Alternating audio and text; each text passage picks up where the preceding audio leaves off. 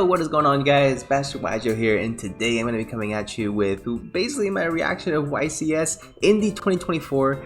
And man, what an event is with Snake Eye all over the place. I just want to go ahead and get this off my chest before I do.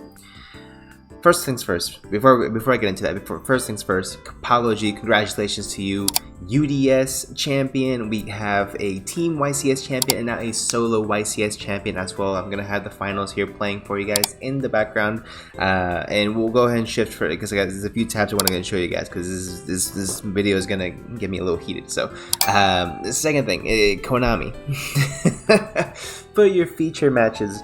I understand that there weren't many other decks that made it into top 32, which we'll cover in just a little bit, but you gotta have other feature match besides just the mirror match of Snake Eye, Snake Eye, Snake Eye, Snake Eye, Snake Eye, Snake Eye, and it was literally every single round, even the additional feature matches that we got to see were Snake Eye mirror matches. And it was absolutely ridiculous. I think the only variance that we saw was one Labyrinth player in top 16, if I'm not mistaken, and then top 32 was of course Salamangreat Snake Eye against the Snake Eye strategy. So I just want to go ahead and get that just before I get into this, right? So having said Snake Eye quite a decent amount of times, I think I just want to go ahead and continue this by saying this deck is absolutely ridiculous. I mean, the fact that it survived a significant slap on the wrist, nothing too crazy, but it was a decent slap on the wrist with the last ban list, in which was April 15th was the last ban list. So we've been a month and a half to experiment with this deck. Legacy Destruction has come out. We have Snake Eye Diabellstar as well, which actually became a fantastic extender for the overall strategy, actually allowing Paulo G to go ahead and summon out cards like number 38 Titanic Galaxy, which you see in one of the feature matches as well. And there's a whole lot of nutty rank 8 plays, which then the deck now has access to because of it. So I think that's really great. I think that gives it a lot more dynamic. Now, what's problematic about this is that the deck is still easily a tier 0 strategy. If you don't believe me, which I'm sure 99% of you guys do, but for the 1% of you that don't, we'll go ahead and look at the YCS coverage for this event. This is the YCS top 32 for YCS Indy 2024. 20 slots are Snake Eye, and the rest have 1 slots, 2 for Melodious, which I'm glad Melodious is getting its love, getting its flowers where it might be. Melodious is a very good deck, especially with the new support. Because of the new support, I should say, is actually really good. Can lock you, can go ahead, and it's actually very resilient as well. Actually got top 8 at the San Antonio regional as well. So I'm only saying that because I was there. But honestly, it's a really good deck, and I think more people should try it out. So just go ahead and say that. But look at all this travesty that you see here. 1 Despia, 1 Runick, 1 Runick stun, if you technically count that as a Runick variant. So I don't know what type of Runick that was. I don't know if that was Runick Orchest or what. If you guys know, let me know in the comment section down below. Snake Eye Salamangreat, but still a Snake Eyes deck. Voiceless Voice Tenpai, of course, and it really, when it gets down to it, guys, there's a lot of really clear tier 2 decks. Not tier 2, but you guys get what I'm saying.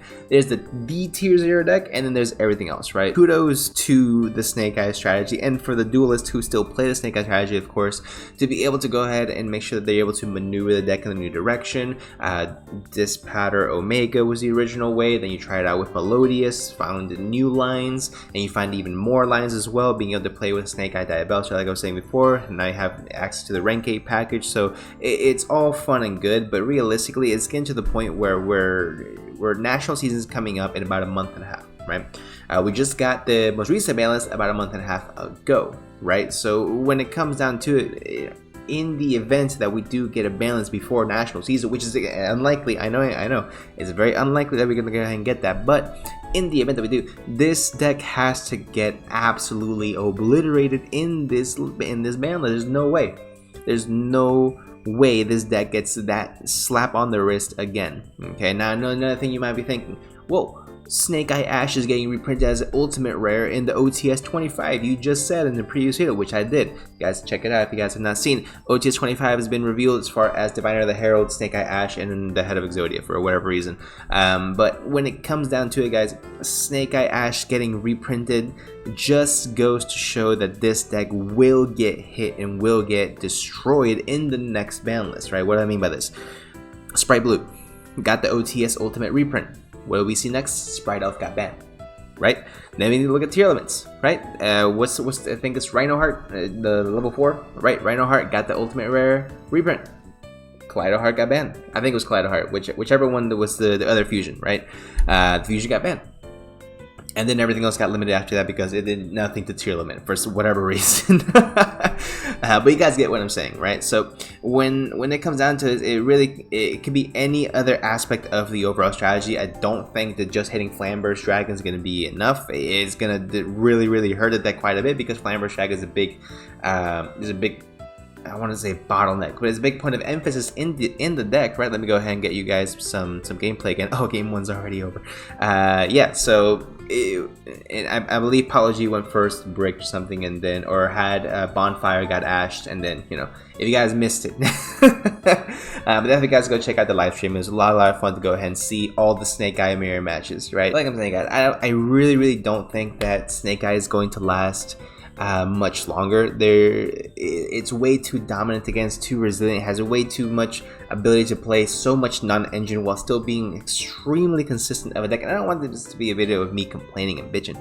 I want this to be a video of you have to go ahead and make sure that this is as well known as possible. I know I'm not saying anything that's brand new.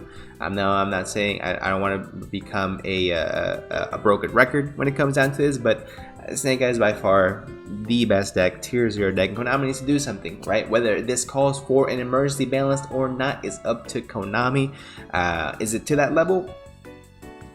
Kinda.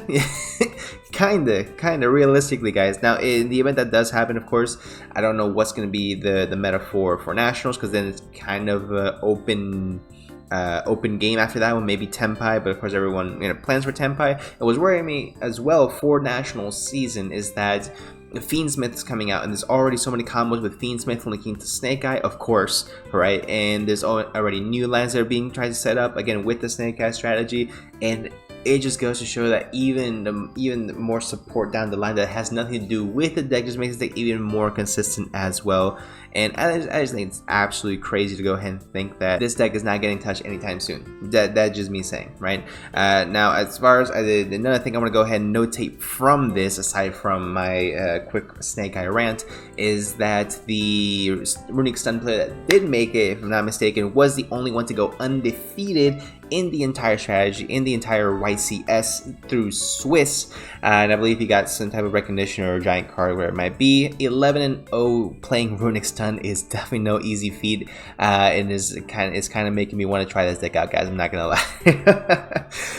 But big kudos to you, especially playing a stun deck. I'm sure he probably went second a whole bunch of times, so I want to understand how he was able to go ahead and do that. I don't think he got too much further after that for the top tables. I'm not sure if he got eliminated top 32 or top 16, but I did hear the commentators talking about that he got eliminated pretty early. Wish we would have been able to see some type of a feature match on it, but of course not. They want to go ahead and make sure that their best selling point, which is Snake Eye for right now, is getting absolutely pushed, right? I would love to see more melodious feature matches. Tenpai Dragon mirror matches was interesting, especially in round 11. I thought that was kind of interesting.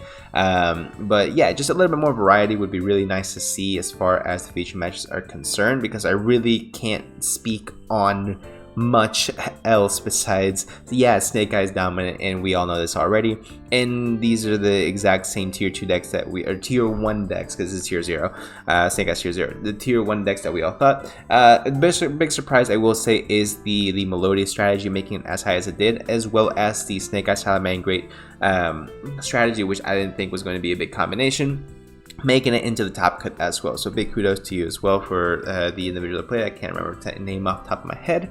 But yeah, that's going to be it for the video, guys. Let me know what you guys think about Snake Eye, I guess, in the comment section down below. How are we going to hit this deck, guys? You ban Flamberge, you limit Flamberge, you ban Diabellstar. What are we going to do? Let me know in the comment section down below. Let's go ahead and talk about it, guys. If there's any of the decks that you think are going to be the next best deck once Snake Eye gets hit, let me know in the comments. Raid Raptor, maybe. We'll have to wait and see, guys. But hope you guys did enjoy, and I'll see y'all in the next one.